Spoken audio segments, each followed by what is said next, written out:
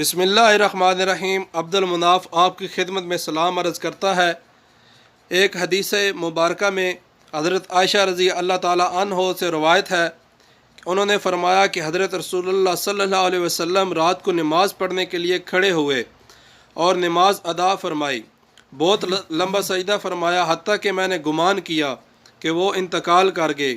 बस जब कि मैंने ये हालत देखी तो खड़ी हुई और हज़रत रसूलुल्लाह सल्लल्लाहु अलैहि वसल्लम के पाँव मुबारक के अंगूठे को हरकत दी तो उसने हरकत की। बस मैं वापस आ गई और जब आपने सजदा से सर मुबारक उठाया और नमाज से फ़ारग हो गए तो फरमाया, ए आयशा, क्या तूने यह गुमान किया कि नबी सल्लल्लाहु अलैहि वसल्लम ने तुझसे बेवफ़ाई की है?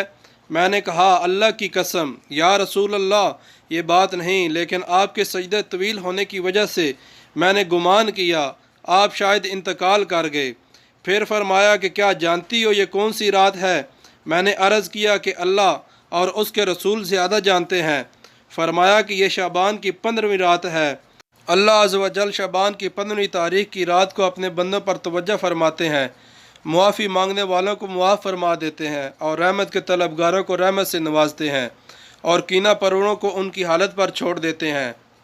हज़रत अली रज़ी अल्लाह अन्हो ने फरमाया कि हज़रत रसूलुल्लाह सल्लल्लाहु अलैहि वसल्लम ने फरमाया कि जब शाबान की 15वीं तारीख़ की रात आती है तो उस रात में इबादत के लिए खड़े हुआ करो और उसके दिन को रोज़ा रखा करो, क्योंकि अल्लाह इसमें ग़ुरूब शम्स के बाद आसमान व दुनिया की तरफ नज़ूल फरमाते हैं।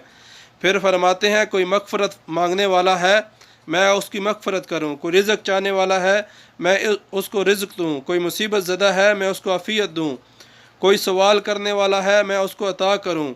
क्या कोई है यहाँ तक कि सुबह सादिक हो जाए।